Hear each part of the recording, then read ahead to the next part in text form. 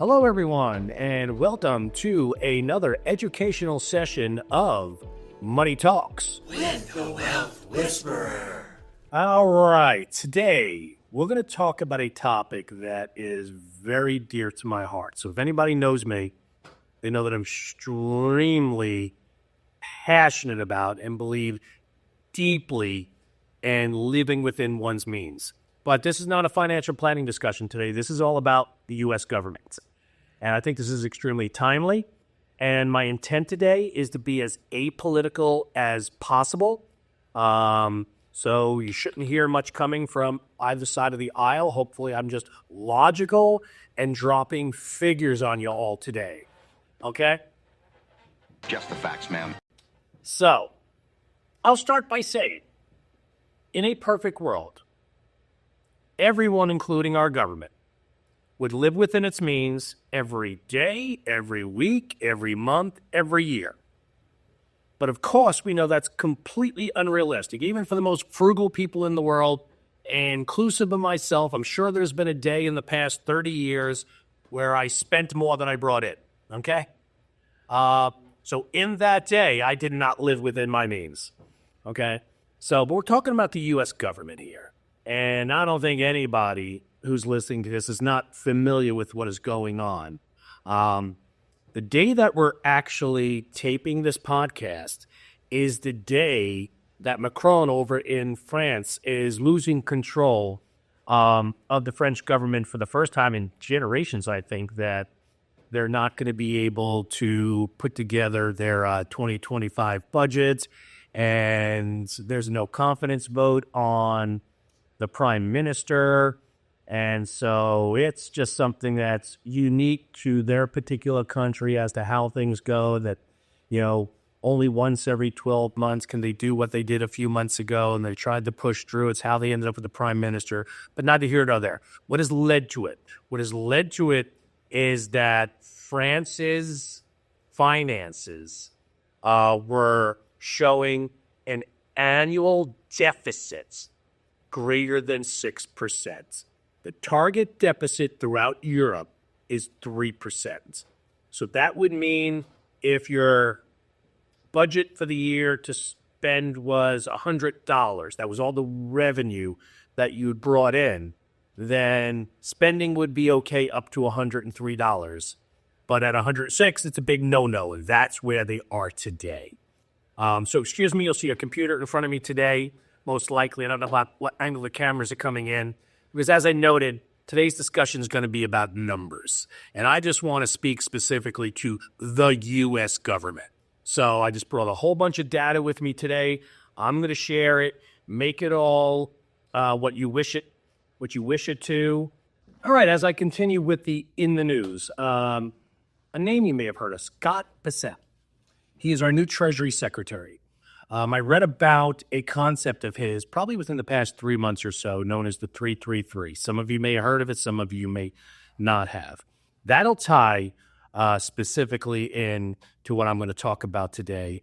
One thing he talks about is his hope with the Trump presidency would be they have 3 more million barrels of energy produced per day, 3% GDP growth, and 3% budget deficit, okay? The last two tie directly into what we're going to talk about today. Another in the news would be DOGE, the Department of Government Efficiency. Oxymoron, government efficiency, ha ha ha, I guess you'll get it. Probably not two words that come in the same sentence too often. All going to tie in to what we're going to talk about today, all right? So what I want to talk about today is historical norm. What got away and what can be done to potentially get us back. So it's very timely. Hopefully you all get, this is, early December of 2024. Hopefully most of you will watch this within the next couple of months. So the EU targeting 3%. Now how about the U.S. targeting 3%. I'm going to spend a lot of this podcast today looking down at my computer. While I'm looking down, very likely what we'll do is provide visuals so you'll be able to follow along. Okay? So what I built out here was taking data and saying, okay, at the top, what I want to do is I want to take the receipts or revenues of the U.S. government, and I want to compare to the expenditures or outlays. And so the first one we're looking at is I have 2017. In 2017, if you compare the revenues to expenditures, and then in relation to GDP, so it's telling us that 2017 GDP was $19.3 trillion is what that represents. Okay? So the deficit, the difference between expenditures and revenues, or deficit, was 3.44%. Okay? Higher than our historical norm. As you can see, big and bold, from 1929 to 2007, the average deficit was 2.73. So many of you probably have heard, many of you who have any relationship to me or sit in meetings with our firm or articles that are right within the newsletter, have, going back way before 2017, have touched upon a combination of both U.S. debt and the deficit. Okay? Well, what happened from there? 2018, it went up to 3.83. 2019, it went up to 4.64. Pandemic hit. Katie barred the door. Many people will have opinions. As I said, I'm going to be apolitical in how I speak to this, and that the government started printing money and trying to temper what otherwise could have been just an economic and utter implosion. So whatever your opinion thereof, the facts are just the facts, is that the expenditures went up from 4.4 to 6.55 within 1 year. All right, you're looking at about a 30% increase or greater than a 30% increase within 1 year. So that brought our deficit to 14.9%. 2021, you can agree or disagree whether that was still needed for the expenditures, but they not only were the same, they actually went up by more than 10%. Okay? And the revenues started to go back up. So the deficit was 16 2/3%. 2022, by this point, for the most part, the pandemic was over, and somehow, some way, we found a way to spend over $6 trillion. And if we compare that back to the 4.4 of 2019, that's a 33% increase. So my apologies, when I spoke before, that was about a 40% increase as compared to 2019. The 2022 was about a 33% increase. And I'm going to keep talking in relation to that 2019 figure. So what I have here now is that in 2023, revenues were 4.4, expenditures or outlays were 6.1. So we had a deficit of 6.92%. This was well after the pandemic was over. So here we are living in a land in 2023 that we never had a deficit like this, except during World War II or during wartime. All right? We were not in a recession, yet we have 6.92% deficit. Okay? All right. So what I'm doing up top, and the exercise that I decided to take upon was, what if we did not increase expenditures at all? We found a way to continue to have GDP grow by 3% per year. How long would it take to get our deficit below 3%? As noted, we're at 6.92. So in 2024, which won't be the case, but just say that it was, the expenditures were also 6.1. GDP grew by 3%. We'd be down to 6.2 deficit. The year after, revenues grow by 3%, GDP grows by 3%, deficit down to 5.5. Next year, down to 4.81. The year after, 4.15. The year after, 3.51. The year after, 2.89. So potentially in about a half a decade, if we were able to keep expenditures the same and grow the economy at 3% and the revenues at 3%, we could have an historic normal deficit of 2.89, pretty darn close to the historic average from 1929 to 2007 of 2.73. Obviously, I used 2007 because that was right before the Great Recession. All right, I have a couple of other exercises that I put down here that I just want to go through. In 2002, our revenues were at 1.8 trillion. Our expenditures were 2.2 trillion. In 2023, our revenues were 4.4 trillion and our expenditures were 6.1. That's the increase to both figures from a gross perspective. And from an expenditure perspective, I'd say that is pretty gross. But that being said, that looks like a mild difference. But these are the type of figures that start to cause these types of deficits. So what does this say? Our expenditures are rising faster than our revenues are growing. And the revenues are not growing slowly. So for those people out there saying, hey, we need more revenue, this implies we're getting the revenue. This is probably the easiest way that I can get somebody to a conclusion that would not be able to be debated as to whether we have a revenue problem or whether we have a spending problem. From 1929 to 2007, the average revenues to GDP was 17%. The average expenditures to GDP was 17.61%. So clearly, on average, we were spending a little bit more than we were taking in. In 2023 alone, which, as noted, clearly after the pandemic, not in a recession, our revenues were 17.9, our expenditures were 22.13. So if we went from an average of 17 revenues to 17.9, our revenues now are a little bit higher than the historic norm. Our expenditures are 30% higher than our historical norm.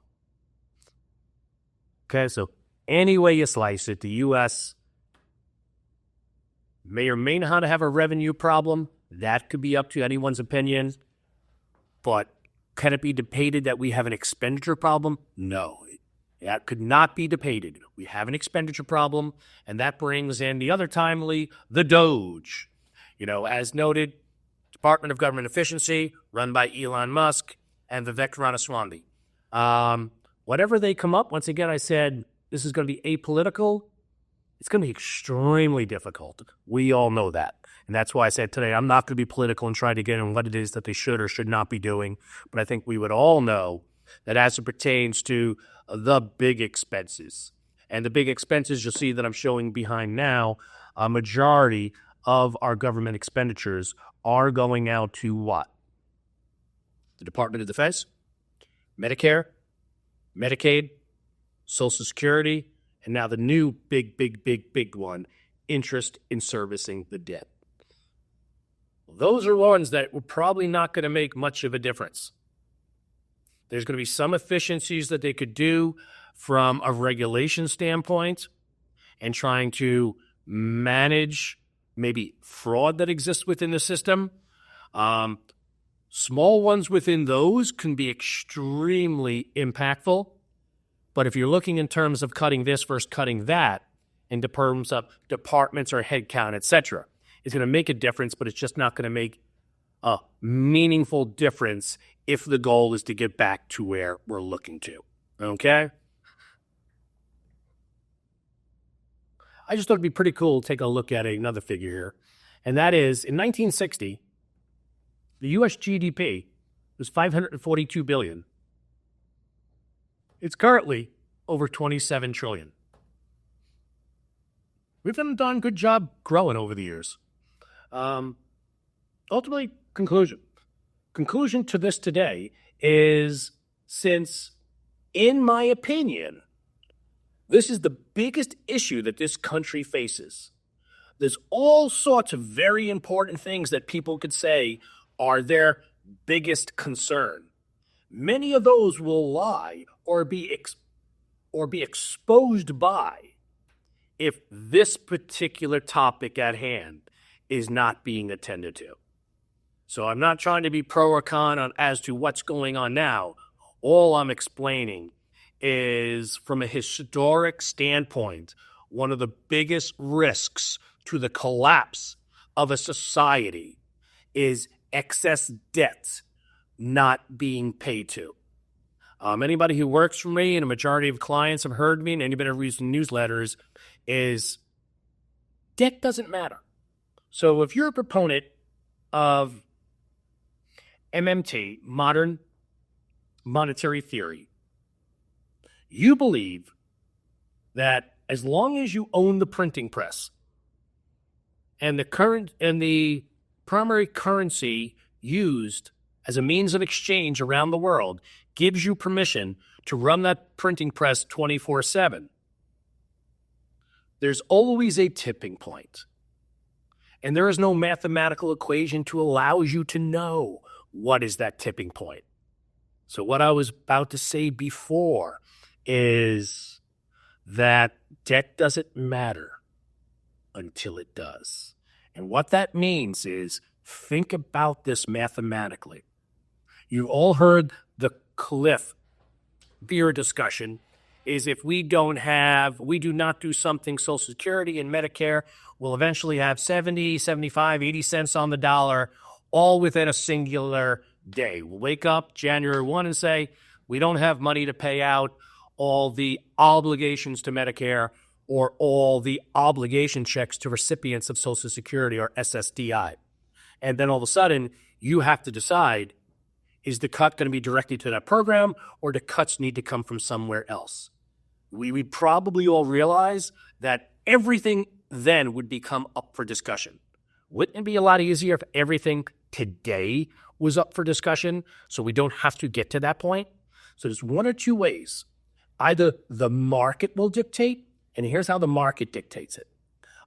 Money is truly not printed. What actually happens is you have what is known as an auction. An auction is two things. One, we're going to have a deficit this year, or two, we have maturing bonds that we certainly can't pay back because we have, we're running a deficit every single year. Okay? So both of those are going to require new money. So it will happen through the form of an auction, which is the government going out and borrowing money and issuing in its replacement bills, notes, or bonds. It's a loan, nothing more than a loan. So the market forces create the issue when you go out to auction and the stated rate is hypothetically 4.5%.